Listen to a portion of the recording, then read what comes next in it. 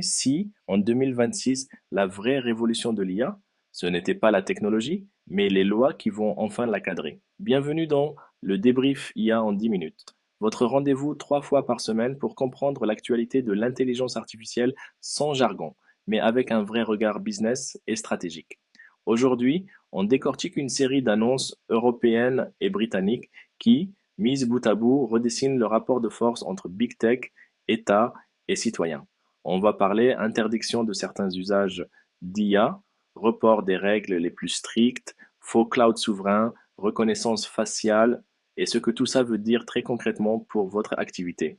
Installez-vous, on démarre. Première info, l'Union européenne va interdire d'ici au 2 décembre 2026 les services d'IA capables de dénuder des personnes sans leur consentement. Concrètement, ce sont tous ces outils de deepfake qui génèrent des images de nus à partir d'une simple photo habillée, utilisées pour le harcèlement, le chantage ou la pornographie non consentie.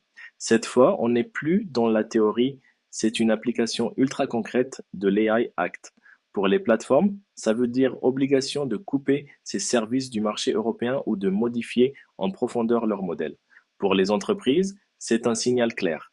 Les usages d'IA générative qui touchent à la dignité, à l'intégrité des personnes ou à leur image vont être scrutés de très près. Et pour les particuliers, c'est une première brique pour reprendre le contrôle face au déferlement des deepfakes. Deuxième info, pendant que l'UE frappe fort sur ces usages abusifs, elle recule sur un autre front. Les règles de l'AI Act pour les systèmes dits à haut risque, santé, éducation, recrutement, crédit, sécurité, sont repoussées à 2027-2028. Et plusieurs applications industrielles, notamment dans l'usine et l'automatisation, se voient accorder des exemptions ou des allègements. Traduction. L'Europe veut éviter d'étouffer ses industriels sous la paperasse au moment où elle tente de rattraper son retard sur les États-Unis et la Chine. Pour les entreprises, c'est à la fois un répit et un piège. Un répit parce que vous avez un peu plus de temps pour mettre vos systèmes en conformité. Un piège parce que ceux qui attendront la dernière minute risquent de se retrouver en urgence, avec des coûts de mise aux normes explosifs. Si vous déployez de l'IA dans des domaines sensibles, c'est maintenant qu'il faut cartographier vos usages, vos données, vos risques. Troisième info, la bataille de la souveraineté numérique européenne, ou plutôt ses contradictions. Des industriels européens expriment leur inquiétude face au futur Cloud and AI Development Act. Officiellement, l'idée est de bâtir une capacité souveraine en cloud et en IA. Mais dans les faits, certains contrats phares, on parle de montants autour de 180 millions d'euros, intègrent massivement des briques technologiques américaines, notamment Google. On se retrouve donc avec des solutions estampillées souveraines, mais ce qui repose sur des infrastructures et des services non européens. Pour les entreprises, il y a deux conséquences. D'abord, la dépendance. Vos données, vos modèles, vos pipelines MailOps peuvent se retrouver liés à des écosystèmes sur lesquels l'Europe a peu de levier. Ensuite, la volatilité réglementaire entre règles européennes, lois extraterritoriales américaines et exigences sectorielles. La gestion de la conformité devient un vrai enjeu stratégique. Moralité, le choix de vos partenaires cloud et IA est désormais une décision géopolitique autant que technique. Quatrième info, direction le Royaume-Uni, où la reconnaissance faciale est en train de s'installer dans le paysage sans cadre solide. La police et certains commerçants multiplient les expérimentations et déploiements de systèmes de reconnaissance faciale, parfois en temps réel. Des commissaires à la biométrie et à la protection des données alertent. L'efficacité de ces systèmes est contestée, les biais sont documentés et les audits indépendants sont repoussés.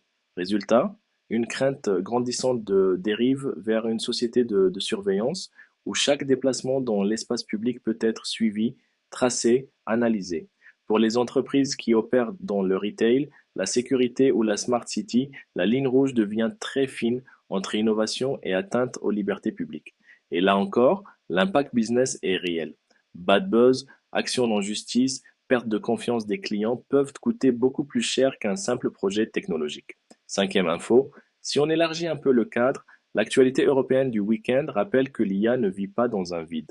Entre tensions géopolitiques, crises sanitaires émergentes, débats sur les libertés publiques, les sociétés européennes sont déjà sous pression. C'est dans ce climat que se discutent l'AI Act, les lois sur la surveillance, les choix d'investissement dans le cloud et l'IA. Autrement dit, chaque décision sur l'IA s'inscrit dans une équation plus large qui mêle sécurité, économie, démocratie et même stabilité sociale. Alors, qu'est-ce qu'on retient de tout ça? D'abord, que l'IA entre dans une nouvelle phase. Le temps du move fast and break things est en train de céder la place à un temps de régulation parfois brouillonne, mais de plus en plus concrète. Ensuite, que l'Europe tente un numéro d'équilibriste, protéger les citoyens sans tuer l'innovation tout en parlant de souveraineté, tout en restant très dépendant de technologies extra-européennes. Pour vous, dirigeants, décideurs, entrepreneurs, ça veut dire deux choses. Un, vous ne pouvez plus traiter IA et réglementation comme deux dossiers séparés. Deux, ceux qui comprendront tôt ces dynamiques, déploiement de l'AI Act, choix de cloud, gestion des risques éthiques, auront un avantage concurrentiel massif dans les prochaines années. Si cet épisode vous a aidé à y voir plus clair, pensez à vous abonner à le débrief IA en 10 minutes. On se retrouve chaque lundi, mercredi et vendredi à 10 heures pour décrypter l'actualité de l'IA et ce qu'elle change pour votre business. À très vite pour le prochain débrief.